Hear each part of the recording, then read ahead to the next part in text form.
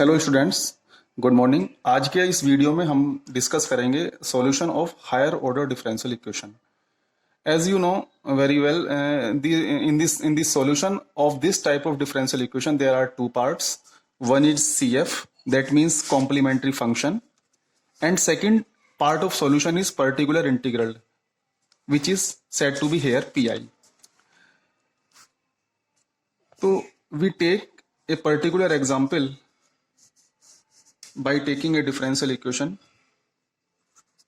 which is d cube y over dx cube minus d square y over dx square minus 6 dy over dx is equal to 1 plus x square. We have to solve this differential equation which is of order 3. First of all we find its complementary function. Complementary function find करने के लिए हमें सबसे पहले इस differential equation को इस type से लिख लेते हैं, D cube minus D square minus 6d y is equal to 1 plus x square, where what is capital D? Capital D is nothing but it represents d over dx. Now we form an auxiliary equation for this differential equation. As you know very well, what is auxiliary equation? In order to form a auxiliary equation, we replace capital D by M and Y by 1. तो यही replacement हम इस equation में करते हैं. तो capital D के place पर M और Y के प्लेस पर 1 पुट करते हैं. और राइट हैंड साइड में कुछ भी हो, राइट हैंड साइड में जैसे यहाँ पर 1 प्लस एक्स स्क्वायर है, तो राइट हैंड साइड में ऑक्सिलरी इक्वेशन बनाते समय हमें यहाँ पर 0 ही कंसीडर करना होता है. तो ये ऑक्सिलरी इक्वेशन होगी हमारी m cube minus m square minus 6m is equal to 0. इसको सोल्व करके हम m के रूट्स फाइंड करते हैं. इसको इस तरह से लिख लीजिए, m square minus m common लेने से m square minus m minus 6 is equal to 0. M इसको फैक्टराइज कर लेते हैं, m square minus 3m plus 2m minus 6 is equal to 0. और ये हो गया आपका m प्लस 2 और m माइनस 3. यहां से इसके 3 रूट्स हो जाएंगे, m is equal to 0, m is equal to minus 2 और m is equal to 3. Now we write its complementary function like, पहले फर्स्ट वैल्यू लेते हैं m की, तो c1 e की पावर 0x, फिर सेकंड वैल्यू लेते हैं प्लस c2 e की पावर माइनस 2x, फिर इसकी थर्ड वैल्यू लेते हैं m की, तो प्लस c3 e की पावर 3x. बिकॉज e की पावर 0x इज e की पावर 0 एंड e की पावर 0 इज 1, तो इसको हम इस तरह से भी लिख सकते हैं, c1 प्लस c2 e की power minus 2x plus c3 e की पावर 3x. तो this is the first part of the solution of this equation. Now we come to second part. Second part is said to be particular integral. Particular integral में हम अपने function को, अपने differential equation को इस type से लिख लेते हैं. जो भी हमारा यहाँ पर ये ऑपरेटर होता है कैपिटल डी वाला, उसको हम 1 अपॉन में लिख लेते हैं, 1 upon D cube minus D square minus 6d और 1 प्लस, और जो भी राइट हैंड साइड में जो भी x का फंक्शन होता है, जैसे यहाँ पर 1 प्लस एक्स स्क्वायर है, उसको हम इस तरह से लिख लेते हैं. अब यहाँ पर जो ये ऑपरेटर है हमारा d वाला, इसको हम असेंडिंग ऑर्डर में लिख रहे हैं. सबसे पहले मैं जो d की टर्म है उसको लिखूंगा माइनस 6d, उसके बाद में माइनस डी स्क्वायर और लास्ट में प्लस डी क्यूब. यहां पर मैंने d के जो टर्म्स हैं उनको असेंडिंग ऑर्डर में एक्सप्रेस कर लिया. राइट हैंड साइड वाला जो फंक्शन है 1 प्लस एक्स स्क्वायर, इसको एज इट इज रखेंगे. अब देखिए क्या करता हूं मैं इसमें से, इस डेनोमिनेटर में से माइनस 6d को कॉमन ले लेता हूं. तो माइनस 6d को कॉमन लेने पर अंदर क्या बचेगा, ये आप देख लीजिए. माइनस 6d को कॉमन लेने पर अंदर 1 और यहां पर क्या हो जाएगा, यहां पर हो जाएगा plus D square upon 6d और ऐसे यहां पर minus d cube upon 6d, 1 plus x square. ये फंक्शन हमारा जो राइट हैंड साइड में है. अब देखिए is equal to minus 1 upon 6d और इसके बाद देखिए यहां पर ये कितना बचेगा हमारा, इसको लिख लें 1 प्लस, ये हो जाएगा d अपॉन 6 और ये हो जाएगा माइनस डी स्क्वायर अपॉन 6. इसको इस तरह से स्मॉल ब्रैकेट में रख लीजिए और ये 1 प्लस एक्स स्क्वायर। इसको अब ऐसे करें, -1/6d, इसको जो भी नीचे डेनोमिनेटर में ब्रैकेट में है इसको न्यूमरेटर में ट्रांसफर कर लेते हैं, तो 1 प्लस d/6 माइनस d²/6 और इसका ये इनवर्स हो जाएगा और 1 प्लस एक्स स्क्वायर।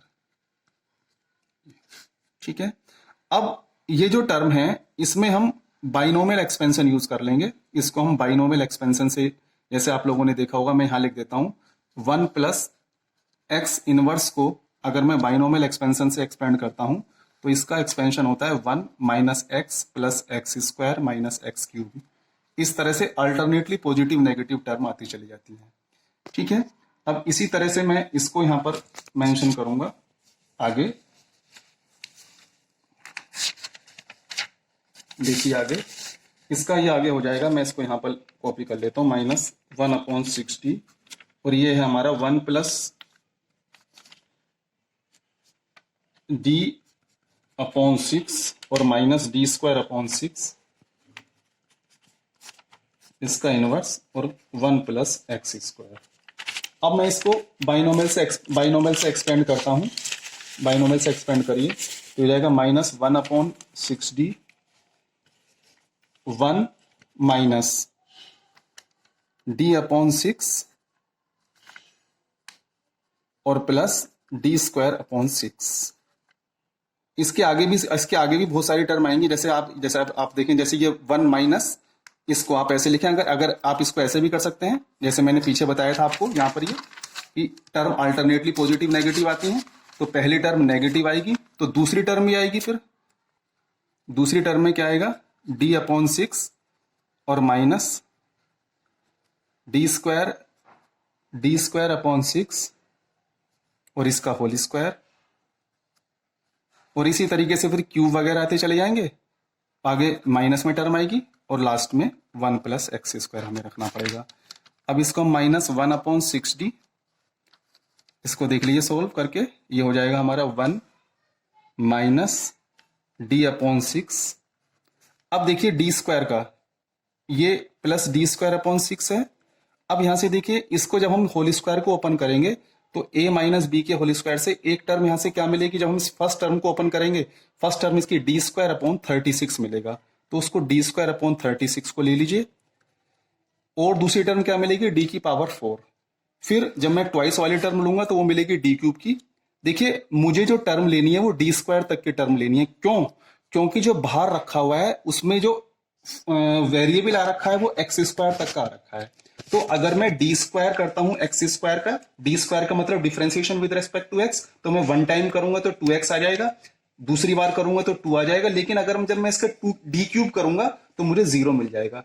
तो मुझे यहां पर d³ की टर्म की रिक्वायरमेंट नहीं है, मुझे हाईएस्ट d² तक की टर्म चाहिए। ये स्टेप यहां पर बहुत इंपॉर्टेंट है। अगर यहां पर ये x³ होता तो मैं इसमें से d³ तक की टर्म कलेक्ट करता। अगर यहां पर ये हाईएस्ट टर्म x⁴ होती तो मैं इसमें से हाईएस्ट d⁴ तक की टर्म लेता। तो क्योंकि यहां पर x² है हाईएस्ट, जो ये वेरिएबल की जो पावर है हाईएस्ट, इसलिए मैं यहां पर d² तक की टर्म कंसीडर करूंगा, मैं इसके आगे की टर्म्स को नहीं ले रहा हूं। और बाहर मेरा 1 plus x square as it is रहेगा, तो -1/6d। इसके बाद आप देख लीजिए ये अंदर ये आपका रह जाएगा 1 माइनस d/6, ये हो जाएगा आपका कितना, ये आपका हो जाएगा 7d²/36, दोनों ऐड होकर के ये वाली टर्म, और 1 प्लस एक्स स्क्वायर।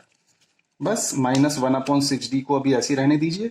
अब ये जो 1 प्लस एक्स स्क्वायर है इसके अंदर मल्टीप्लाई करिए, पहले 1 में करा मैंने, -1/6 d/1 plus x square plus 7/36 d²/1 plus x square -1/6d 1 plus x square को ऐसे ही रहने दीजिए, -1/6 d का मतलब d मीन्स d/dx, तो जब 1 को डिफरेंशिएट करूंगा तो 0 आ जाएगा और जब एक्स स्क्वायर को करूंगा तो 2x आ जाएगा। ऐसे यहां पर प्लस 7/36। अब देखिए d² करिए 1 का, तो d² 1 का क्या हो जाएगा 0, और d² ऑफ x² यानी कि x² का 2 बार डिफरेंशिएशन, जैसे कि मैंने आपको यहां पर बताया था, तो क्या रह जाएगा खाली 2 रह जाएगा। तो ये आपका यहां पर क्या आ जाएगा, ये आपका यहां पर आ जाएगा 2। तो इसको ले लीजिए यहां पर, ये 2 रह जाएगा बस ये। तो ये आपका बचा -1/60 और इसको देख लीजिए ये आपका हो गया 1 प्लस एक्स स्क्वायर और माइनस ये आपको हो जाएगा 1/3 एक्स और प्लस 7/18। तो ये इसको देख लीजिए ये आपका -1/60 as it is, X square की term as it is, -x/3 as it is, और 1 प्लस 7/18 कितना हो जाएगा 25/18। अब देखिए -1/6। अब देखिए यहां पर 1/d रखा हुआ है। जब d का मतलब differentiation with respect to x होता है तो 1/d का मतलब क्या हो जाएगा integration with respect to x। तो 1/d का मतलब means integration with respect to x। तो अगर मैं 1/d को इन तीनों टर्म के ऊपर ऑपरेट करूंगा तो मुझे इन तीनों टर्म को इंटीग्रेट करना पड़ेगा। तो एक्स स्क्वायर का इंटीग्रेशन x³ माइनस एक्स का इंटीग्रेशन पावर फॉर्मूले से x²/2 तो हो जाएगा x²/6 और 25/18 कांस्टेंट है तो 25/18 का 25/18 x हो जाएगा। ठीक है, तो this is set, this is the, इसको अगर मैं और आगे लिखूं एक लाइन तो ये हो जाएगा -x³/18 और प्लस x²/36 और -25/108x। तो ये मेरा पीआई हो गया। अब मैं इसका कंप्लीट सॉल्यूशन लिखता हूँ y = CF प्लस पीआई, दोनों को ऐड कर दूंगा मैं। CF मेरा आया था ये C1 प्लस C2 e की पावर -2x और प्लस C3 e की पावर 3x। इसमें मैं ये पीआई ऐड कर दे रहा हूँ -x³/18 प्लस x²/36 -25/108। तो इस तरह से मैंने अपनी इस डिफरेंशियल इक्वेशन को सॉल्व कर लिया जो मैं लेकर के चला था, जिसकी राइट हैंड साइड में 1 प्लस x² है। तो आप लोग याद रखिए अगर राइट हैंड साइड में इस तरह का फंक्शन है तो मुझे उसका पीआई CF तो एज इट इज हम फाइंड करेंगे हर केस में, लेकिन अगर ये फंक्शन है तो उसके पीआई में मुझे बाइनोमियल एक्सपेंशन को यूज करना होता है। जिस बाइनोमियल एक्सपेंशन को मैंने आपको यहाँ पर लिखकर बताया कि अगर ये 1 प्लस x इनवर्स का मुझे एक्सपेंशन करना है तो इसमें टर्म अल्टरनेटली नेगेटिव पॉजिटिव आती है। तो इस तरह से मैं पीआई फाइंड करके बाय यूजिंग बाइनोमियल एक्सपेंशन और इसका जनरल सॉल्यूशन दोनों को ऐड करके CF और पीआई को फाइंड कर लूंगा। इसी तरह की आप प्रॉब्लम्स और भी जो है लेकर के सॉल्व करके देख सकते हैं अगर इस तरह का फंक्शन राइट हैंड साइड में है।